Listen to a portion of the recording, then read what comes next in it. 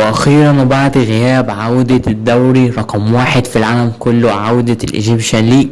ففيديو النهاردة هيبقى توقعاتي لبداية الاهلي والزمالك وبيراميدز في الدوري اللي خلاص هيبدأ يوم الجمعة. فمتنسيش في القناة وفعل زر عشان يوصلك كل جديد، وانزل قولي في الكومنتات توقعات مين هو اللي هياخد الدوري السنة دي. ويلا بينا نبدأ. وكمان هقول تشكيلتي المتوقعة لكل نادي كمان.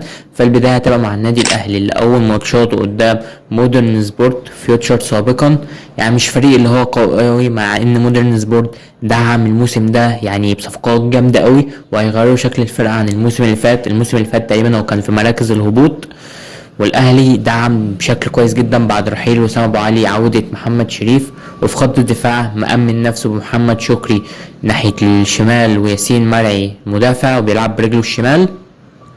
فنبدأ بالتشكيلة المتوقعة اللي أنا شايفها من وجهة نظري الأهلي يبدأ بيها المباراة. مصطفى شوبير يبدأ عشان يشارك برجله أكتر من مصطفى شوبير، من الحراس اللي بيعرفوا يلعبوا برجليه، ومعاني الشناوي. خط الدفاع على اليمين يعني أنا شايف محمد هاني، مع إن توقعاتي واللي أنا شايفه يعني اللي أنا عايزه كريم فؤاد، بس أنا توقعاتي اللي جوزيه ريبيرو هيبدأ بمحمد هاني. فيديو تشكيلتي المتوقعة للنادي الأهلي قلت اللي أنا عايز كريم فؤاد هو اللي يبدأ هنا. ناحية الشمال بعد خلاص رسمي تقريبا 90% او 99% رحيل احمد نبيل كوكا عن النادي الاهلي، فهو اللي كان هيلعب ناحية الشمال. فناحية الشمال مفيش عندك غير محمد شكري. كان لازم الاهلي يعني ناقص تقريبا 4-5 ايام او اسبوع، لازم النادي الاهلي لو يعرف يدعم ناحية الشمال، عشان انت معندكش غير محمد شكري. احمد نبيل كوكا اللي كان بيلعب لك ناحية الشمال دلوقتي خلاص رحل تركيا تقريبا، قاسم باشا حاجة زي كده. فمحمد شكري قلبين الدفاع بقى. انا من وجهة نظري وتوقعاتي انا عايز اشوف ياسين مرعي وياسر ابراهيم. ياسر ابراهيم اللي هيلعب ناحية اليمين، ياسين مرعي ناحية الشمال بيلعب رجله الشمال، فهتبقى الثنائية جامدة جدا. او ممكن نشوف ياسر ابراهيم واحمد رمضان بيكم. انا مش عايز اشوف اشرف داري لا لا لا. انا من وجهة نظري عايز اشوف ثنائية ياسر ابراهيم او ياسين مرعي، او ياسر ابراهيم او احمد رمضان بيكم، او احمد رمضان بيكم وياسين مرعي. بس اعتقد ياسر ابراهيم حاجز مكانه اساسي، فهيبقى الاختلاف ما بين رمضان بيكم وياسين مرعي. من وجهة نظري عايز اشوف ياسين مرعي.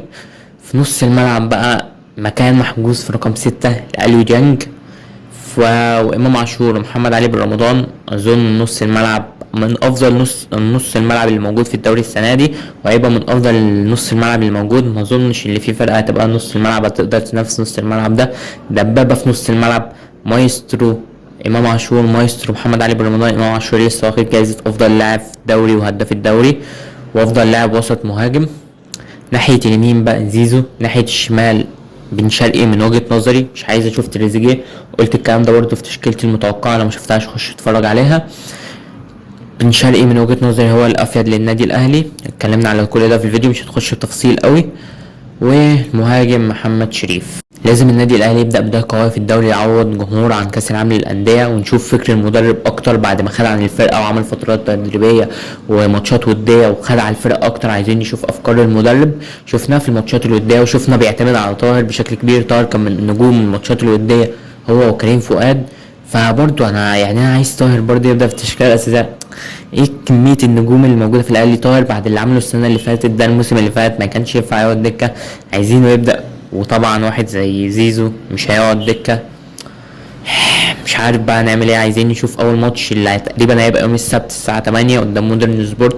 لازم النادي الاهلي يخش المباراه دي ضاغط من البدايه. لازم يأمن ال3 نقط من البدايه، يبدا بدايه قويه تعويضا عن كاس العالم للانديه بعد ما كان عامل اصلا مباراه تاريخيه قدام بورتو. بس لولا ماتش انتر ميامي يعني تريزيجيه يلا بلاش نتكلم في الماضي. فتوقعاتي لبدايه الاهلي، النادي الاهلي هيقدر اللي هو يفوز على مودرن سبورت. نقول نتيجه بسم الله 2-0 للنادي الاهلي لو شوبير اللي في الجون، 2-1 لو الشناوي هو اللي في الجون.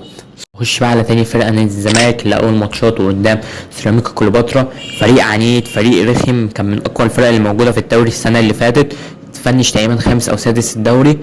نادي الزمالك عمل صفقات كتير، عمل 8-9 صفقات لحد دلوقتي، والصفقة التاسعة والعاشرة هيتعلن عنها.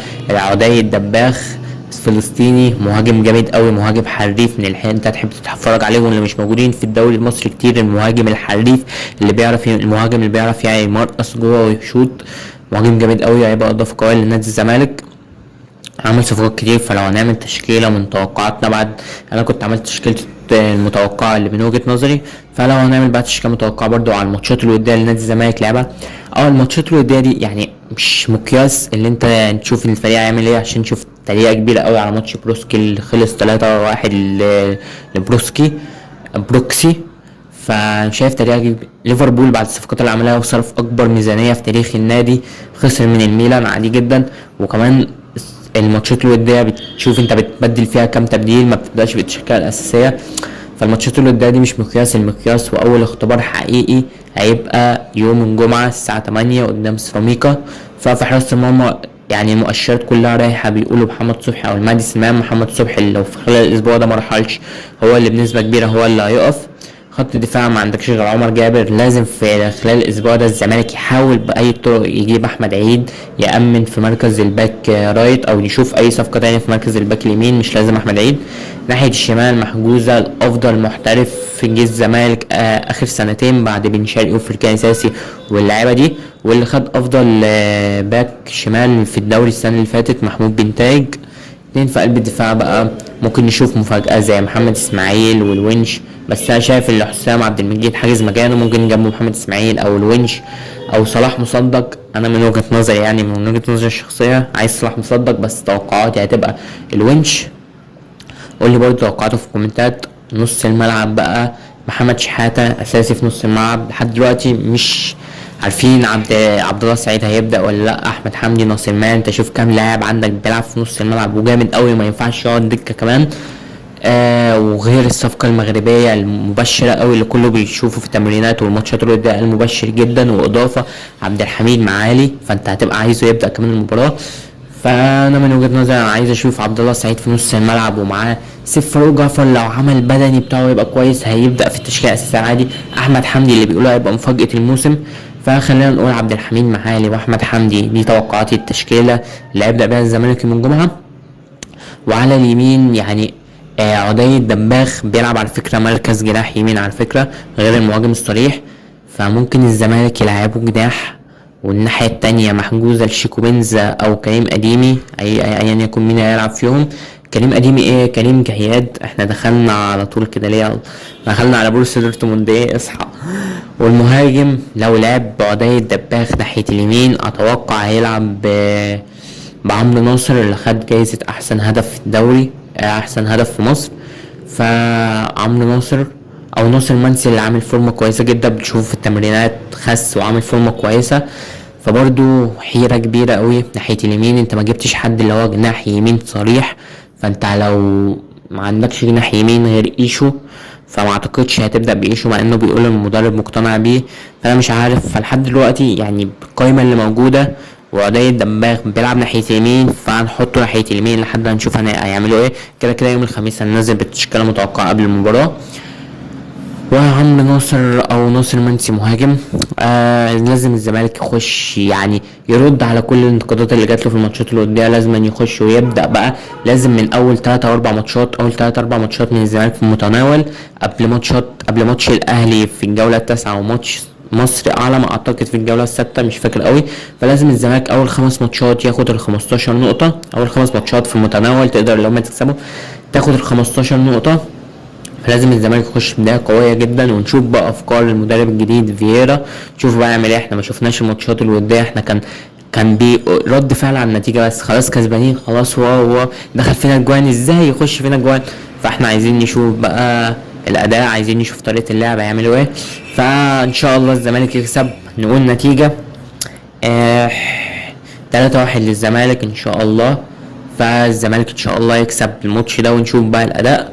والفريق اللي بعده اخر فريق اللي مش هنتكلم عليه كتير اصلا، فريق بيراميدز، نادي غسيل الاموال ده اللي ما اعتقدش عمل صفقات غير صفقة البرازيلي ايفرتون بس. فهيلعب اول ماتش قدام وادي دجلة، الفريق اللي صاعد برضو بقوة وعامل تدعيمات كويسة. لو هنقول التشكيلة المتوقعة اللي يبدأ بيها بيراميدز هيبقى الشناوي، الشيبي، محمد حمدي، احمد سامي، محمود مرعي. نص الملعب مهند لاشين، بلاتي توريه.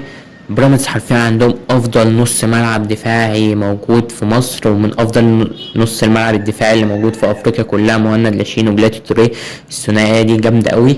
وقدامه مؤيد الكارتي، واحد من افضل صناع الالعاب الموجودين في افريقيا كلها. وعلى اليمين مصطفى فتحي، على الشمال اعتقد ايفرتون البرازيلي تعويضا لغياب ابراهيم عادل، ومهاجم فيستون مايلي اللي هو من افضل المهاجمين اللي موجودين برضو في افريقيا. نادي غسيل الاموال عنده افضل لعيبه في كل المراكز حرفيا يعني. دي القايمه اللي تنافس الاهلي، ربنا يستر على الزمالك. مش عارف قايمه الزمالك دي ازاي هتنافس قايمه بحجم النادي الاهلي والنادي بيراميدز بحجم اللعيبه اللي موجودين. بس دي الاسماء اللي موجوده يعني.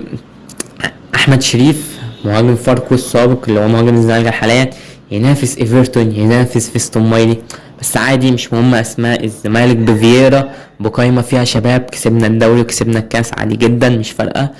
فلو هنقول نتيجه الماتش بيراميدز ووادي دجله، مش هنتكلم اصلا عن الماتش ونقول بيراميدز يخش بقوه والكلام ده كله، يا رب بيراميدز يخسر النادي غسيل الاموال ده.